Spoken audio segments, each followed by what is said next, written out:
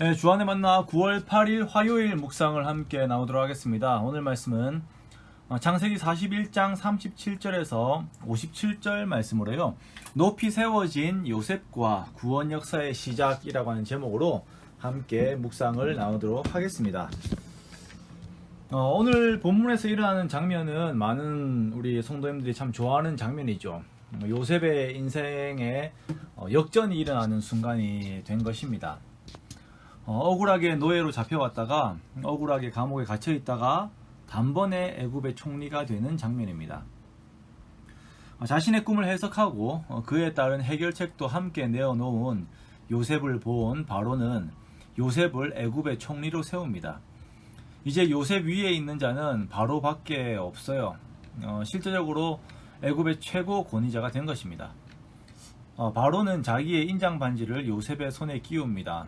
모든 결정을 이제 요셉이 하는 거죠. 그에게 세마포 옷을 입히고 금사슬을 목에 걸고 자신의 버금 수레에 그를 태우고 온 애굽에 요셉이 이제 총리가 됨을 선포합니다. 저는 이 대목을 보면서 이 소식을 들은 보디발의 아내의 심정은 어떨까라고 하는 그 생각이 들더라고요. 그래서 사람은 하나님 앞에 옳게 이렇게 올바르게 살아야 합니다.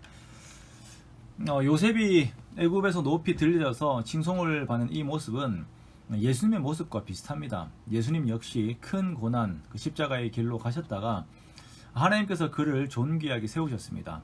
요셉도 마찬가지죠.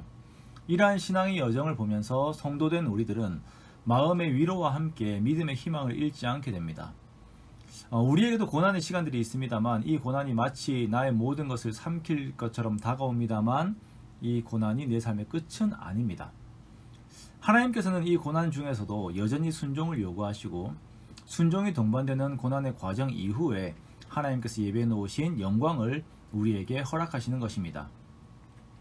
로마서 8장 18절 말씀에 생각건대 현재의 고난은 장차 우리에게 나타날 영광과 비교할 수 없도다 라고 하는 이 말씀을 항상 기억하면서 고난 중에서도 순종의 삶을 살아가는 우리가 되어야 할 것입니다. 요셉은 바로의 앞을 떠나 이제 온 애굽을 돌아보기 시작합니다. 보디발의 집을 다스리며 충성을 다했던 요셉은 이제 애굽 전역을 다스리는 자가 됩니다. 작은 것에 충성한 자가 큰 것에 충성됨을 알고 큰 것을 맡기는 하나님의 원리가 그대로 이행이 되는 것을 보게 되는 것이죠. 요셉은 하나님께서 주신 지혜대로 7년의 풍년 기간 동안에 주어지는 풍성한 곡물들을 각 성읍의 창고에 쌓아두며 다가올 흉년을 대비합니다. 각 성들을 다니면서 이것들을 지시하고 진행하고 이루어내요. 우리가 성경의 지면으로만 이것을 접해서 그렇지 이것이 보통 일이 아닙니다. 실제적으로 이리저리 뛰어다니며 감독을 해야 하고요. 당시 봉건사회적 성격을 띠고 있었기 때문에 지방의 지주들을 설득하고 그들과의 합의점을 찾아야 하는 그런 상황들을 해결을 해야 합니다. 이것이 가만히 있다고 그냥 자동적으로 되는 것이 아니라 이것을 이루기 위해서 정말 죽으라고 뛰어야 하는 것이에요.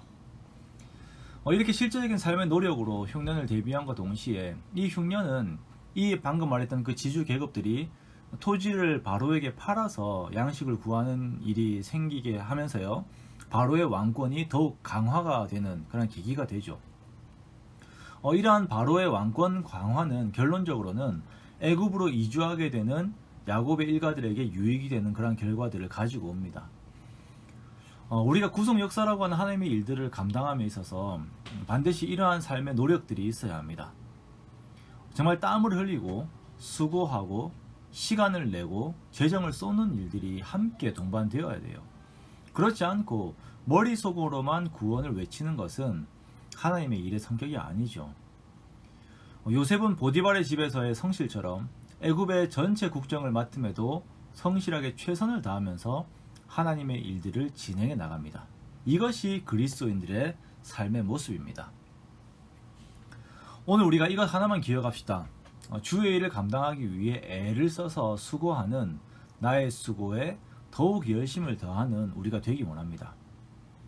이상적으로만 고상하게만 신앙생활을 하는 것이 아니라 내가 주를 위해 무엇을 드릴 수 있을까 하는 마음으로 내가 이웃을 사랑하며 실제적으로 무엇을 할 수 있을까 하는 고민으로 오늘 하루를 보내기 원합니다. 그렇게 오늘 하루를 성실하게 보내는 우리가 됩시다. 오늘 말씀 앞에 잠시 멈춰서서 내가 할 수 있는 일들을 한번 기록해 보세요. 그리고 카카오톡으로 나에게 한번 그런 메시지들을 보내보세요. 그리고 그것을 이루려고 애를 쓰십시오. 우리들의 땀과 그런 노력으로 하나님 나라가 이루어집니다. 오늘 하루 이렇게 성실로 하나님의 나라와 하나님의 의를 이루는 저와 여러분의 삶이 되시기를 주님의 이름으로 축원합니다.